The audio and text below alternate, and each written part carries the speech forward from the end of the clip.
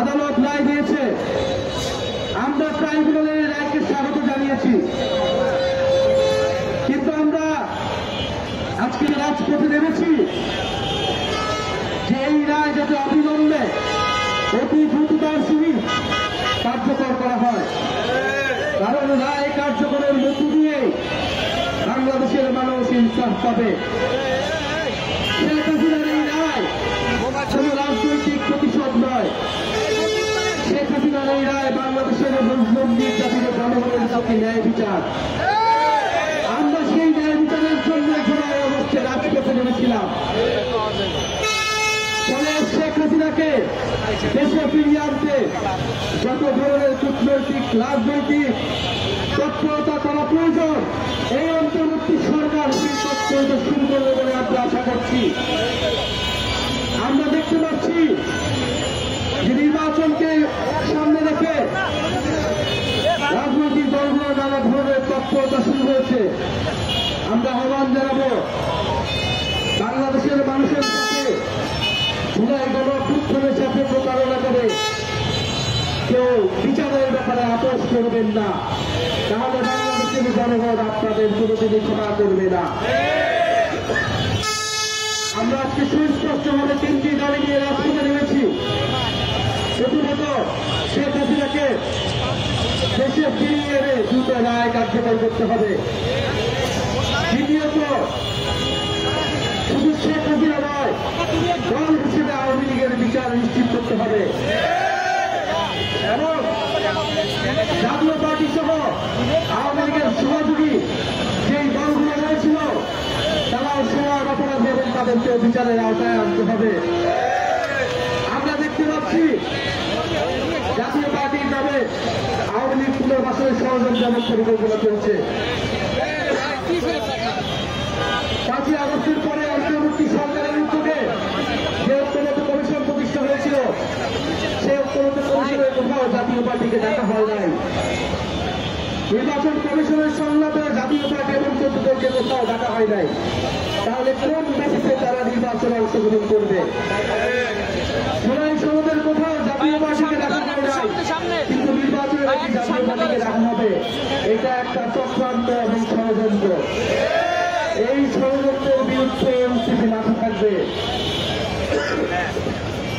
আমরা আরো বলতে চাই, গত 50 বছর ধরে ভারত বন্ধু রাষ্ট্রের নামে বাংলাদেশকে শোষণ করে গিয়েছে। গত 15 বছর ভারতের প্রত্যক্ষ এবং পরোক্ষ সহায়তায় বাংলাদেশের ফ্যাসিবাদ চেপে বসেছিল। সেই ভারত সরকার শেখ হাসিনাকে আবারও তার দেশে জায়গা দিয়ে বাংলাদেশের বিরুদ্ধে ষড়যন্ত্র অব্যাহত রেখেছে।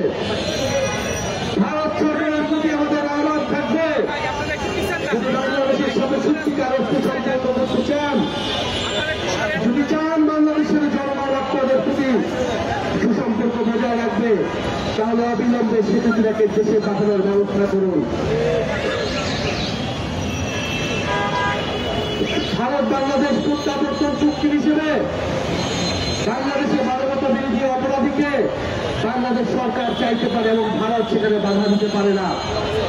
ফলে আমরা আশা করব যে শেখ হাসিনাকে ফেরত দিয়ে বাংলাদেশের সাথে ভারত নতুন করে সম্পর্ক স্থাপন করবে। ভারত শুধু শেখ হাসিনাকে আশ্রয় দেয়নি, বাংলাদেশে যে আওয়ামী লীগ এবং ষড়যন্ত্র করছে সেটাকেও পরোক্ষভাবে সমর্থন দিয়ে যাচ্ছে। আমরা ভারতের জনগণের প্রতি আহ্বান জানাবো যে আপনারা আপনাদের দেশে কোন গণহত্যাকারীকে আশ্রয় দিবেন না। ভারতের ছাত্রদের প্রতি আহ্বান জানাবো, জুলাই আগস্টে যেভাবে আপনারা আমাদের সমর্থন জানিয়েছিলেন, একইভাবে আপনারা আমাদের এই বিচারের আন্দোলনকে সমর্থন জানান এবং আপনারা দাবি উঠান যে ভারতের মাটিতে কোন গণহত্যাকারী ঠাঁই হবে না। আমরা চাই ভারত বাংলাদেশের জনগণের মধ্যে সেই বক্তৃতা, সেই ঐক্যতা অটুট থাকুক।